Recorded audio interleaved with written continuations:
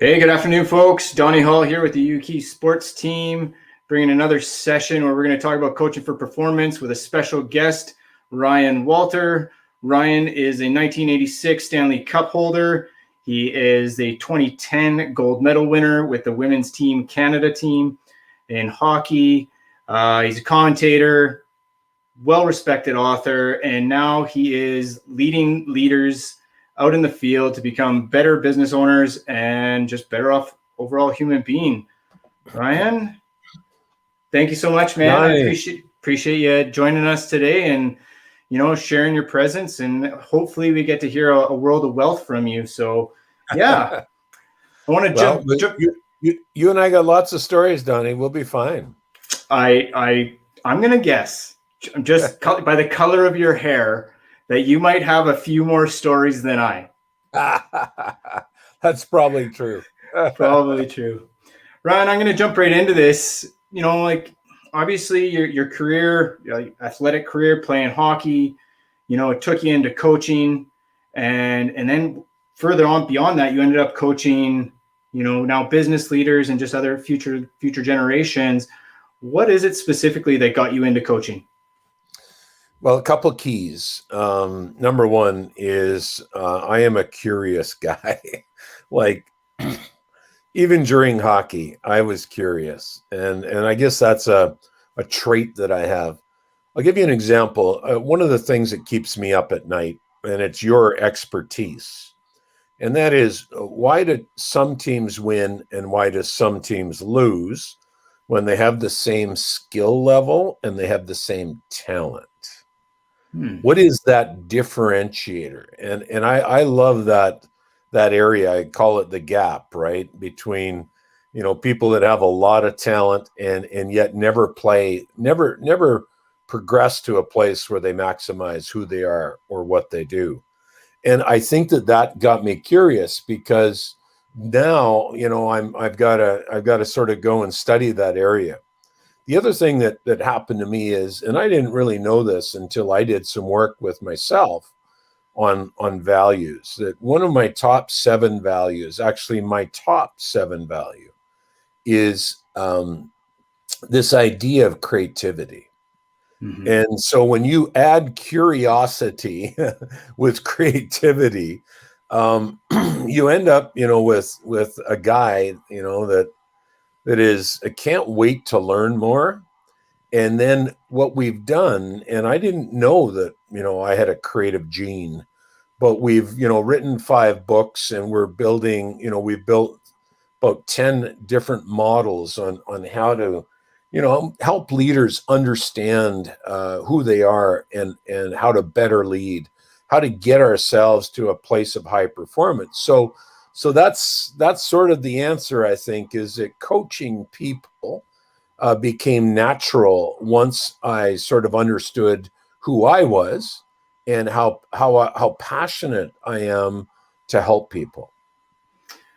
I really appreciate the fact that it's like you brought up curiosity and your interest in better understanding how people perform. And as honest, truthfully, when COVID first hit, that was something that really intrigued me, is understanding how the mind worked, what really drove us to do what we do at a higher level. And so I really appreciate that. And it's, I think in a coaching space, it's really important that we maintain that curiosity, because we're constantly looking for how do we pull the best out of people. And yes, Ryan, I'm really curious. And I mentioned I was going to go to this space, but you had mentioned that you had 5 influential coaches, 5 influential coaches who really elevated, I'm not going to just say your game, but just who you were. Would you be able to give us a little bit about who those coaches were and what differentiated them to optimize who you were as a player? For sure. When I started, I'm primarily thinking about hockey, although, Mrs. Douglas in grade 6 was a pivotal person in my life. And, she sort of raised my ability to think about school, from a performance fashion. But I'll go back a little bit. Red Gladson was a coach in minor hockey, and Red has passed. But his son Kerry was a very good friend of mine, and we played together all the way up, Pee Wee, Bantam, and Red would coach us, and he was tough, fair, loved his smile, and he got the best out of people.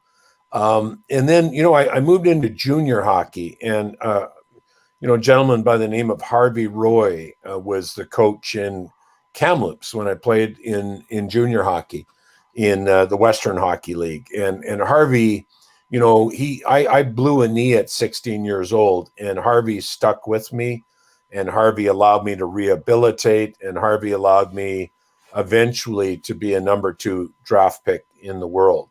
So I thank him. And I actually want to pause, if your viewers and participants don't mind, and thank Dr.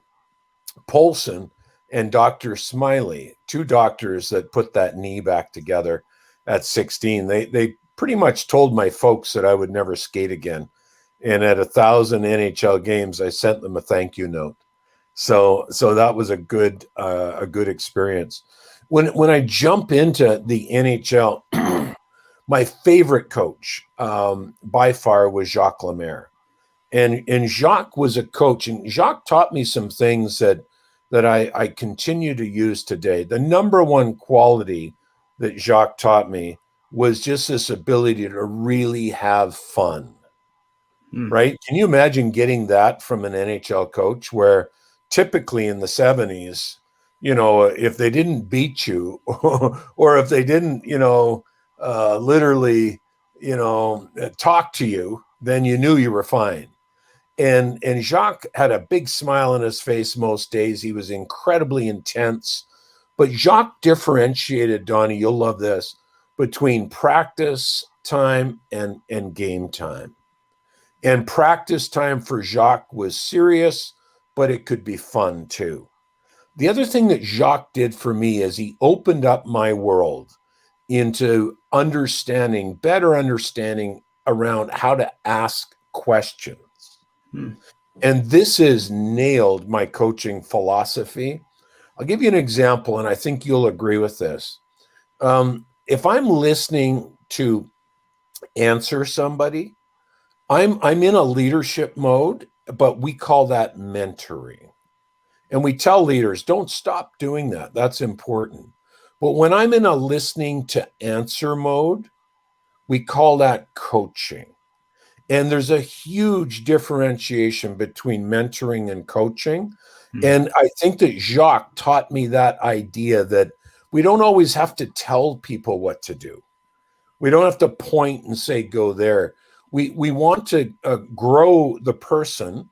And I'm going to bring in a concept that Jacques didn't know about, but basically in today's neuroscience, Jacques was talking about metacognition. Yeah. Right? Allowing people to think about their thinking. And you can only do that with great questions. I'll keep moving here. Pat Burns, Pat and I really respect Pat, and he's passed, he's moved on, but he had me at a tough time. I was in my 12th and 13th season in the NHL. I was at the end of my time with Montreal. And Pat, was tough on me, but he handled that very well as a veteran player. I'm very thankful to Pat. Finally, you're going to love this guy. I get moved to Vancouver at the end of my career, and Big Pat Quinn is my coach. And what a joy. Like, he was a philosopher coach. I wanted to be Pat. Like, he didn't just talk to you about hockey. Like, everything he talked about was about life. And I love that transition. And I'll give you one thought that tells you everything you need to know about Pat Quinn. On the back of his coaching office, there was a plaque. And the plaque said this: a failed project is not a failed person. And that was everything you needed to know about Pat Quinn. His whole team philosophy was built on trust. And he trusted you until you broke trust. And so he had your back, and you had his back. And that was a beautiful couple of years I spent with Pat in Vancouver. And that was the end of my career. I was done. Ryan, like, you tap so many strings for me, because the work that we do touches on so much of what you just spoke about. And one of the things that I find so important that you brought up is the power of question. And we actually work with young toddlers, and a big thing that we work on is actually asking for permission. And so opening up that space to be able to share is almost just as important as being able to ask questions to give space for them to answer. Yes. And so I find it so, like, Ryan, like the horror stories that we hear, I'm going to say even from our community, that high-level sports has traumatized certain children because of the way the coaches come at the players, and it's almost more for the coaches win than it is for the development of the player. And another thing that you touched on, and I know one of my good friends, Ryan, he's watching and he would appreciate this, is the fact that, you know, like when you blew out your knee, I don't know the full story, but you were given time to rehabilitate and develop, as opposed to being put on the ice right after surgery. Yeah. And far too often, like we're not allowed, I'm going to say, generally speaking, coaches don't allow for people to come into their own. They're pushing them into a space where they want them to be. Yes. And so I'm so happy you shared those stories with those coaches. And I've heard phenomenal things about Pat Quinn and Mr. Burns, like just incredible. So thank you for sharing that. And I just lost my questions here. My screen just died on me. But anyway,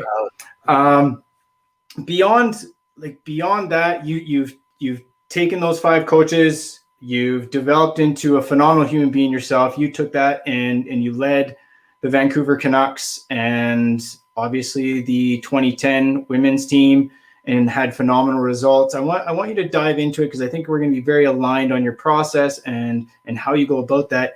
What are the key things for coaching, you know, the younger I'm going to say younger generation, because you're gray haired. But yeah, just what's important. So you mean us young puppies, Donnie? Yes. You know, it's funny. I turned 63 in April, and I said to my brother who turned 60, George, he was a great player too. He turned 60 yesterday. I said, George, 60 is the new 40, buddy. I'm telling you, we're just young puppies. And I really believe that. Jenny and I really feel like we're, you know, dancing around to Bruce Springsteen, right? Like it's a beautiful time to be alive. Are there some issues throughout the world? Oh yeah. We've got, you know, big stuff happening, but some stuff that we can hardly believe is happening. But I think internally, I think that, you know, you want to keep that young teenager in all of us alive. A couple of key things from a philosophy point of view. I believe that we change process, and there's a lot of things in business now. When I talk to people, I'm just gonna, something happened there, Donnie. Actually, there we go. Gotcha. Technology. There we go. When we talk about process and we talk about, you know, sort of this idea of change management, I don't really I like the word. I love the idea of change, and I'm pretty good at change. I'll say that humbly. But here's how I like to differentiate it now is we change processes and we change business models and we change maybe, you know, direction, but we grow people. I think that's a key philosophy.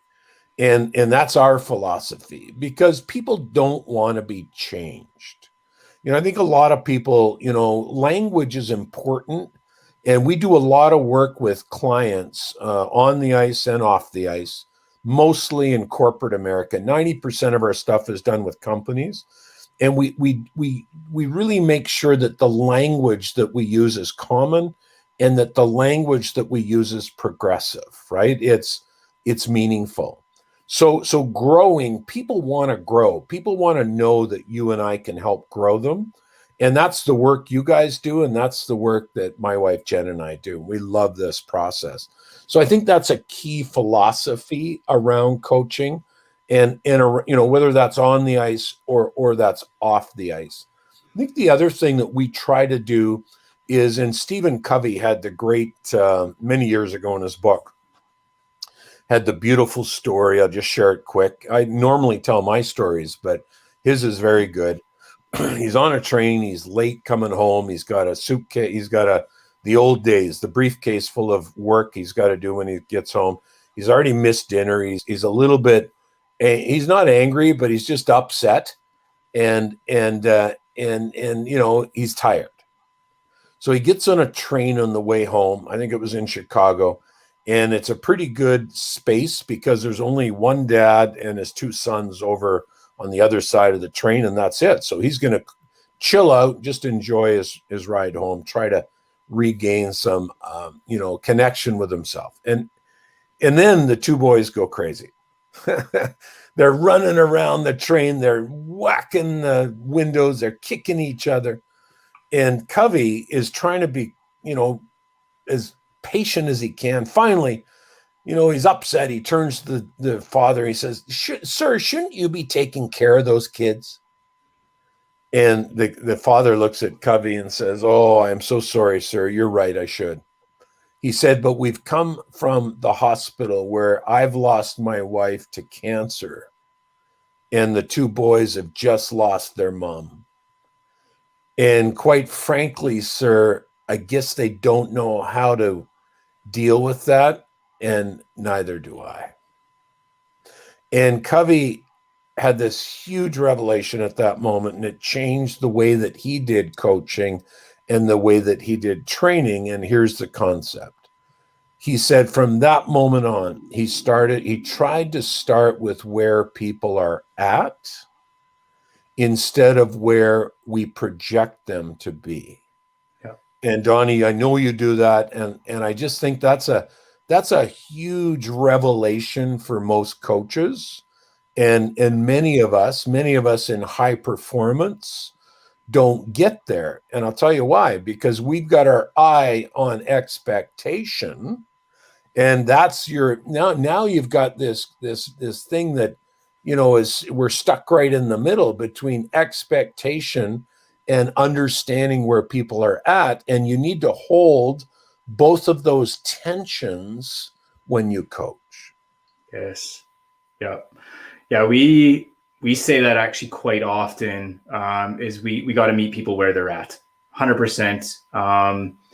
Such valuable information and just incredible insight that if you don't approach it that way, you're really doing, your clients, or the people you're working with a disservice, but you're also doing yourself a disservice. And realistically, it's not fair if you're injecting something where it shouldn't be injected. And yes. So it's that story is incredibly powerful. I've read the book, and it wasn't until you started getting into it that I recall where it was. And I find it so poignant at this point in time because, and I digress, is many of us are experiencing the world differently, and we have biases being pushed upon us from different people without understanding what our perspective is or what our current situation is. And it's only when we actually go in to seek to understand where people are at that we can truly appreciate and approach them from a position of empathy. And yes. And at that point is when we can help initiate growth, is when yes. we understand that point. So Ryan, man, you speak my language, and I love it, and it gives me chills. I'm going to follow up, Donnie, with a very practical piece for the participants that you and I have here. Yeah. And this is a gift from a guy by the name of Matt Logan. Now, Matt Logan was my prof at Trinity Western University when I did the MA in leadership. And Matt Logan is at the time was a 35-year RCMP veteran that had a degree in psychology. And one of the things that Matt often did was help talk people off the Lionsgate Bridge. So if anybody's been to Vancouver, the Lionsgate Bridge, goes from Stanley Park over to North Van. It's a large span, but not a tall bridge. And so it's easy to climb. Like, people shouldn't know that. I don't mean to tell you that. And when you drop, it's a long way. So you die. And I asked Matt, because he became one of my profs at Trinity. And I asked Matt the question, Matt, what's in your mind when you're talking to these people that are in a very conflicted situation, obviously? And Matt gave us, the class, his acronym, his thought process as he's approaching people. And I want to share it with you because this is a gift from Matt. And I think this will help people in this situation that we're finding ourselves politically today. And also in the situation we're finding ourselves when we need more than ever to support each other from a resilience point of view. So Matt used the acronym, Donnie, used the acronym VALUE, which is very cool. So I always put it in your mind north to south, and I'll go very quick. But we've done lots of work with clients in this area. So the V, this is what you guys do. It makes a lot of sense, is that you start by validating people. And if we could do that in our current political climate, instead of saying, oh, you're one of those, or, oh, you believe in that, I don't believe what you believe. If we could start with people and try to understand who they are and validate the relationship. I said to Matt, well, you don't have a relationship with the guy that's up trying to commit suicide. How do you validate it? He said, great question, Ryan. He said, you always start with your connections, right? So make that connection. Hey, John, right? Always start with first names. Yeah, John, you've got a dog? I heard you've got a dog. I've got a dog. What kind of dog have you got? Find the connection. And I think in today's world, Donnie, we're not finding the connection. We're actually looking to disconnect first, right? Especially politically. The A won't surprise you. Ask brilliant questions. L, listen. And these are the two areas, the ask and the listen, that I personally and professionally are working on. The U is to understand the other person's point of view before you ask them to understand yours. Can you imagine if we did that in 2021? That would solve the world's problems. And then the E is to empower action. At the end of the day, we need to take next action, or we're still in conflict. So that's a gift from Matt Logan that I use every day, and that we've built training processes around for our on ice, off ice corporate clients. Yeah, I absolutely love that. And those are, again, they're so valid. And I wouldn't say we use that exact acronym, but we definitely go along the same process. So I typed it in the comments there for anybody who wants to see what everything stands for, but very, very powerful stuff.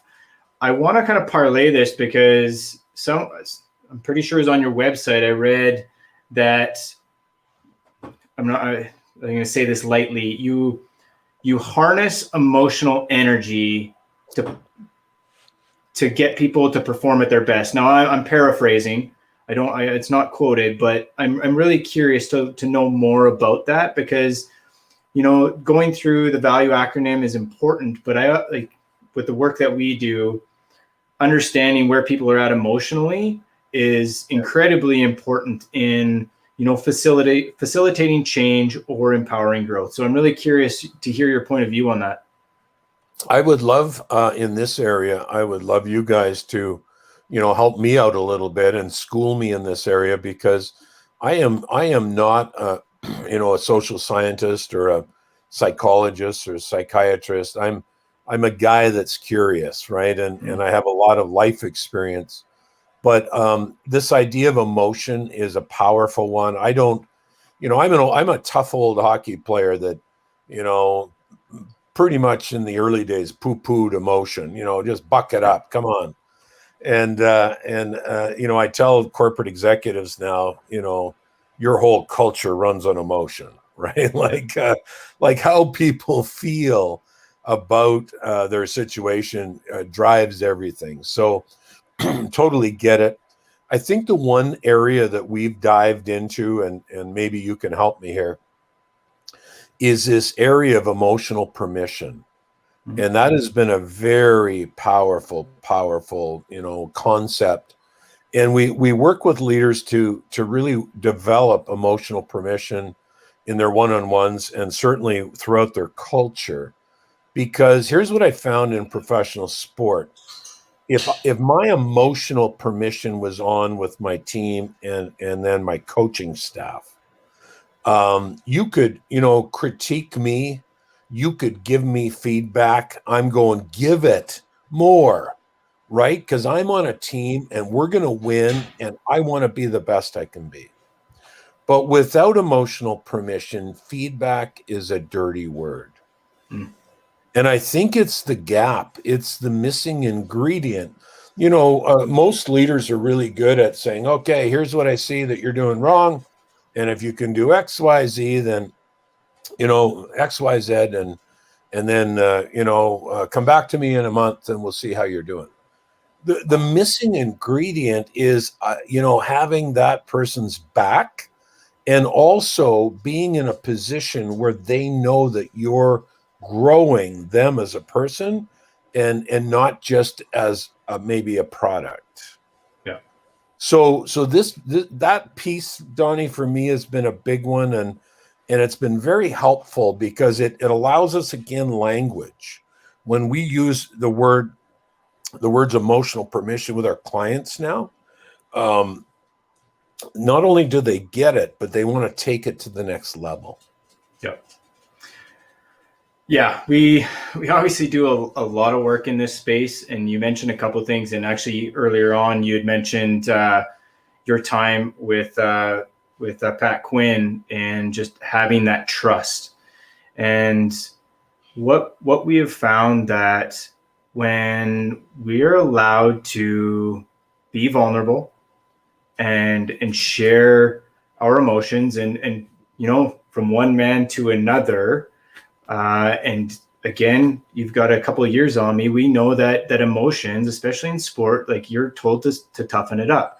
So it's not something that was ever really promoted or condoned to go out and be vulnerable and share that with other players, to your coach. That building trust was done other ways. And where we are today, in order to build trust, we have to be able to be vulnerable. And if you think about all the relationships, the deep-seated relationships that you have, most of them are going to have a solid foundation of trust. And it's because we've allowed ourselves to be vulnerable. Now, the question is, how do we do that? Yeah. Now, we could sit here and you and I could talk about how we do that, because that's the work we do. It's not about me today. It's about Ryan and what you're doing out in the world and the phenomenal work that you're doing. So we'll leave that for maybe another discussion. Sure. But I think let's do that. We'll leave it for another discussion. Ryan, we're gonna tailor it off here, because I do want to leave something for another discussion. I would love to follow up with you again, but you've got two things. You've got a webinar series starting next week that I want to give you the platform to kind of let everybody know what you're doing, and then two, you can tell us about your fifth book, Hungry, which we provided a link in the comments for. So if anybody wants a free PDF version of that book, go and click that and fill out the form, and Ryan will send that right over. But Ryan, tell us a little bit about the webinar series you're doing next week. Yeah, thanks for that opportunity, Donnie. We're excited about it. We're, in March, I had to look, I'm an old hockey player. I have to look these things up, but I believe there's 5 Mondays in March for whatever reason. And so every Monday in March, we will do a 30-minute webinar, and it'll be at noon Pacific every Monday. And it's ryanwalter.com/game7resilience. And we can share that later. But if people want to go and just sign up, the first Monday is free. And then we're trying to, this is our give for people around COVID, and that, this energy, like, it's been a long time. Donnie, you said that to me at the very beginning of our conversation. And I think people are feeling it now. We're, just over a year in, and people are tired. And so we're trying to give to, help people stay energized and resilient during this time. So the second, third, fourth, and fifth webinar, I think we've priced them for, under $40 each. I think it's $149 for 5 webinars. So here's the point: is we want this to be our give, and I'm excited about it, Donnie, because a quick 30-minute webinar will go quick, and we're going to share with people all 5 of our key models around resilience and mindset, around hope and trust, around the idea, we call it performance resilience. So we have a model there that we've developed. And then we're going to jump into a really cool piece on what we call the leadership questions, the difference between mentoring and coaching. And so we're going to bring this all together around resilience. And so we're excited about it because it's just a quick little boom, 30 minutes will go so quick. And then finally, I wanted to leave your people with this concept that our goal, and I know this is why you guys do what you do, our goal is to add value to people. And if there's any way that, we can add value to any of the people, Donnie, that you're, getting this out to, it's just ryanwalter.com. And if you go to contact-us or just click on contact, we would love to be able to support people. And I do lots of stuff. We do lots of freebies. We try to help minor hockey kids. We have conversations. I'm having a conversation this week with, a young minor hockey player in Pittsburgh who is finding himself in the hospital with, he's been at a very anxious level. And so, to the point where he's now in the hospital. So, we love doing that. We work with CEOs. I coach multiple CEOs across, Canada and the US. And we love working at all levels. So a little bit like you guys, you and I have a lot in common, and I've got lots more stories. So I would love to come back, and we'll just keep a conversation going. Ryan, I think there's a lot of opportunity for us to support one another, and I think our hearts are in the right space to be able to do that on both sides of the fence. So I'm ever grateful that one, that I had the courage to reach out to you, and two, that you responded with such openness and willingness to jump in here and share what you have. I definitely want to connect again. I want to do this because I want to go through the email that you sent me, which has the rink on it. Looks like the old whiteboards. That love those. So I'd love to go through that and in detail so you can share that with our viewers. I do have a question, and I'm wondering if you would indulge me. So we, as an organization, one of the things that we do is we help develop emotional intelligence using neuro gamification. Yeah. And how we do that is we incorporate with a card game. And so I've got 3 cards here. We've got 7 levels. We legitimately do this with kids as young as 7 years old or as 3 years old and up to adults. And so what I'm going to ask, Ryan, is that you play 1 card with me. Sure. Would you be willing to do that? Okay. So on each card, I'm just going to hold one up. On each card, there is an I feel and I think. Yep. And we have to say I feel, and then we say the emotion, and then followed up with I think. So, for example, I feel fear when I think about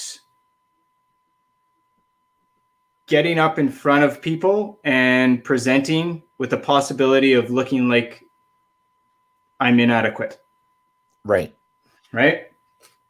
So I purposely picked 3 contracting emotions, and very intentionally, because we talked about vulnerability and trust. Sure. So I'm going to ask you to be vulnerable with us today.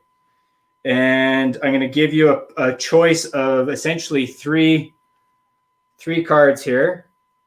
All And right. you can pick any one of those emotions and just follow it up with an I feel and an I think statement. Yeah, I'll take fear. I like fear. All right. So I feel fear, and I'll give you a little bit of a history on fear, and then I'll share a current. What I'd like to say is I feel fear when I drop the gloves with Marty McSorley. Right? Like that's the big one. But currently, I think that we have all experienced fear, and I'm going to personalize it here in a minute. Only because of the uncertainty that has happened across the world, right? And so, it'd be good for Donnie and I to be able to say, listen, we are the professionals here, and we don't ever feel fear. Well, that's not true. I think we all have times of fear. And there's a lot of people throughout North America and the world right now that have been affected financially. In February last year, February, March, our revenue came off by 80%. Mm-hmm. And so we were a small business like you and like others that was highly affected by, now we're not doing in-person training, and now we have to adjust. So I think we went through that process and tried to name the fears, and then work to really mitigate them. The other thing that I fire at you, Donnie, there is from a fear perspective. And I am a guy that found faith late in life. But what I found was that there was the opposite of fear in my life is faith. Right. And I know people, I'm not trying to get religious or spiritual on you, but I think that there is, faith in versus fear in is a really sort of interesting dynamic. And so that's been very helpful for me that I can lean on my faith during this very difficult time. Yeah. Ryan, your words of wisdom have cut me deeply, or not cut me, but they've hit me deep, and they resonate. And I do honestly look forward to being able to connect with you again, carry on the conversation. You said 30 minutes goes by quick, and we're at 40 minutes. And I said I'd be cognizant of your time.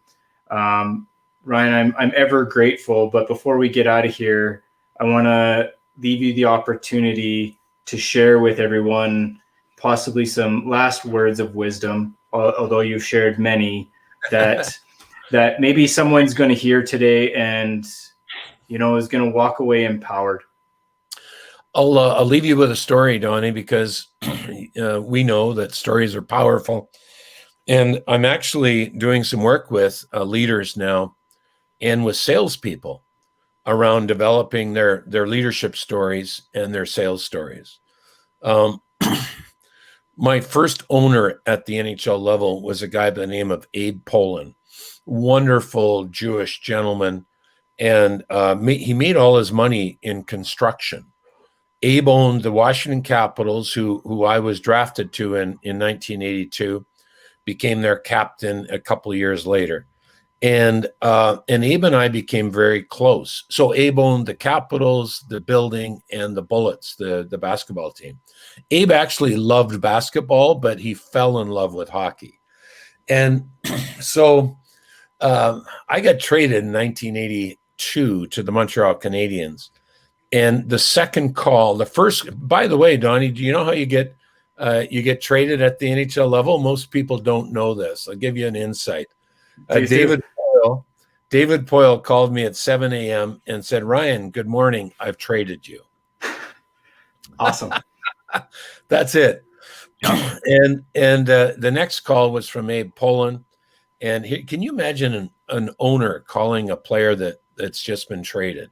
So that tells you the depth of the relationship that we had. 15 years later, I'd forgotten about Abe. 15 years later, my tummy said, call Abe. Right? We've all had that happen where your gut says do something. And so I called Abe and he said, Ryan, why are you calling today? I said, I don't know, Abe. My gut said call Abe Poland. And he said, what a coincidence, Ryan. Because tonight I'm winning the Entrepreneur of the Year award for Washington, D.C. And I go, Abe, congratulations. Like, that's incredible.